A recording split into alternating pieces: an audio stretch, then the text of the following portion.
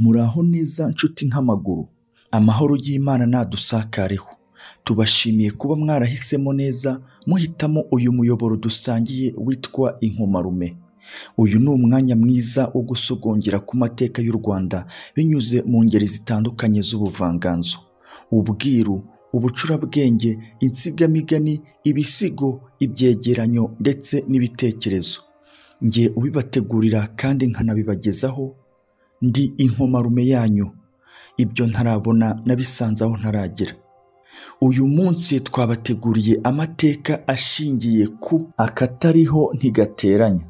Uyu mugani baca bavuga akatariho ntigateranya, bawendera ku muntu ujya gusaba undi icyo adafite, mbese nk'uje kuvumba agasanga inzoga ishize. Iyo bamuhakaniye nawe kandi ariko abibona yikubura avuga ati nta vebo.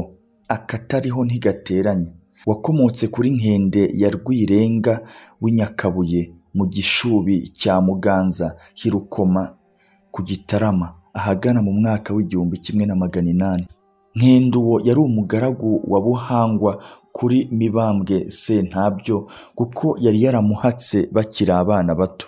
Mibambwe amaze gutanga, dore ko yazize ubushita mu rwimo rw'umuhungu we Gahindiro, bamwe mu bahungu b'ibwami bahonotse ubushita bateraniye ku kiraro cyari Nyarusange rwa Remera. Umunsi umwe barara inkera banywa inzoga. Bamaze kurimbanya ibiganiro batangira kubazanya ku mico ya shebuja umaze kwitarura, ni ukuvuga umaze gupfa. Bamwe bati mbese ko Mibambwe yatanze rumwanzuranyije tutaramenya imico ye mu bwami, uko mwamubonaga mukeka ko yari kuzagira ngeso ki, ari nziza cyangwa imbi, ari ubuntu cyangwa ubuntu buke? Abandi barasubiza bati twabonaga yaratangiye kuba indangare, ndetse ugasanga nta n'icyo yajyaga kuzamarira umuntu. Nkende yumvise uburangare kuri shebuja wamukundaga bitavugwa, yifata ku munwa ati bashahu, nimusigeho mwivuga nabi umuntu wigendeye. Abandi bati si ukumuvugira ko yapfuye, ahubwo turavuga ibyo n'undi wese yakwibaza. Bati mbese nawe tubwire uwo yatonesheje bikagaragara, cyangwa se uwo yanze akamunyaga. Nkende ati ubwo muramuhora ko atumvaga amabwire. Abandi bati turekeraho tuzabaze n'abandi. Barabihora bararyama.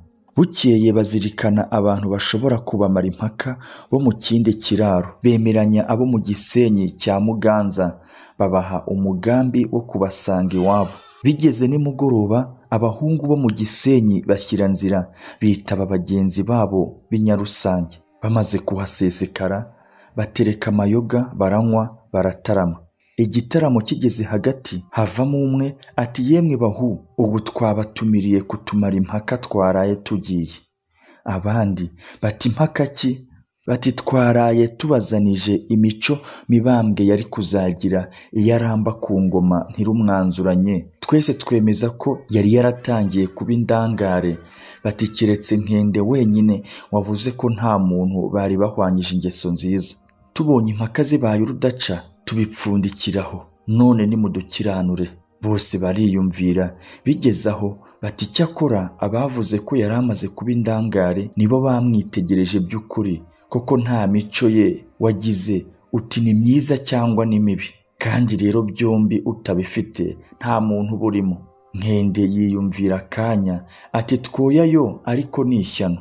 Barekeraho binywera inzoga baganira ibindi. Ibiganiro bimaze kurimbanya, abo mu Gisenyi batumiwe barasezera ngo batahe. Basaba ab'i Nyarusange ko nabo bazabasanga iwabo, bakabereka abandi batabirarikiwe, bakazabamara impaka burundu. Bose babyemeranywaho, abataha barataha, abarara bararara. Ku mugoroba wa bukeye, abo mu Gisenyi baringaniza ahantu ab'i Nyarusange bari bubasange ku kiraro cyabo. Bamaze kugeraho baratarama, baranywa, baraganira bishyira kera. Bigeze ubwo abo mu Gisenyi batekerereje abatumirwa babo icyabateranirije hamwe, bati none nimudukiranure aba bantu Nkende n'abahungu b'ibwami. Baratangira bakiranura impaka batumiriwe, uvuze wese agateza mu ry'abahungu b'imitwe yombi. Nkende yumvise ko bose bahuje arumirwa, araturika ararira ati nimurekere aho twoye guteranwa n'akatariho, Mibambwe wapfuye. Nuko barekeraho, ariko iryo jambo Nkende yavugiye mu rwenya rw'abahungu bakajya barisubiramo baryongorerana kugeza ubwo risakaye muri rubanda, barabyitabira barabikunda. Haba hagize umuntu usaba undi icyo adafite, yakibura akikubura agira ati akatariho ntigateranya. Nta vebo ryanjye nawe, guteranwa n'akatariho ni ugupfa ubusa.